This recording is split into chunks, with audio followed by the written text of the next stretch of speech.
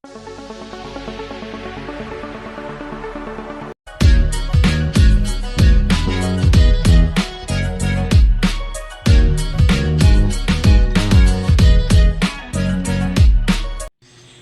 mga kapising, magandang umaga po sa inyo. Nandito na po kami sa Barobo. Kakarating lang po namin galing Laot. Dito po ako nagbibideo dito sa mga kasamahan ko dito. Ayan po sila, yung kakarating din. Sila po yung unang naghawas ng isda. Ayan. Yan po yung kapitan nila at marami pong tao. Siyempre, hihingi po yan ng mga pang-ulam mga kapising. Nandito po ako sa loob. Siyempre, lalabas po ako mga kapising at pakita ko po sa inyo yung mga kasama namin na umuwi. Yan po silang lahat. Kasi malangiron po kasing bagyo. Kaya umuwi kami na mga kapising. Ito po yung kasamahan namin. Yan po yung ayos lang mga kapising. Siyempre, kasi mayroong bagyo, kaya umuwi kami. Ito po yung mga kapising, yung mga huli namin. Siyempre, mga malalaking tuna. Ito mga kapising, ayan po. Mga tag 30 kilos tsaka 40. Yan po, bali 56 po, 56 po yung huli namin. Lahat na nahuli namin.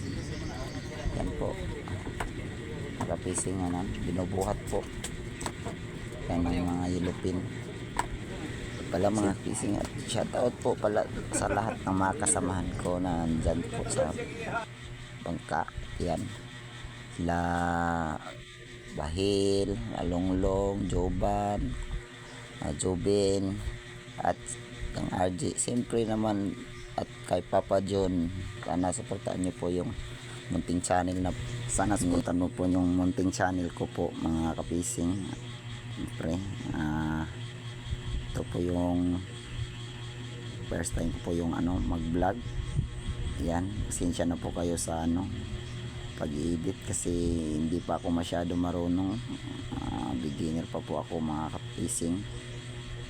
Yan, sana po maintindihan niyo po yung yung pag yan po mga kapising.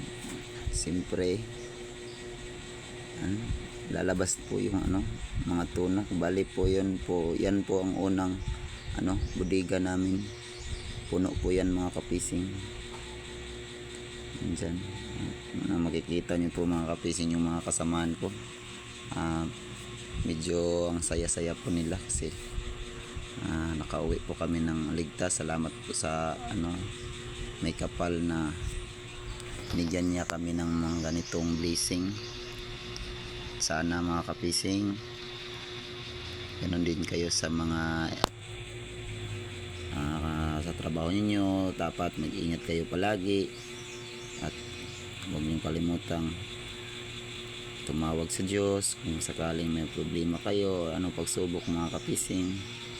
Kasi tiyaga lang po yung diskarte natin mga kapising. Sabi nga nila, pag may tiyaga may nilaga mga kapising.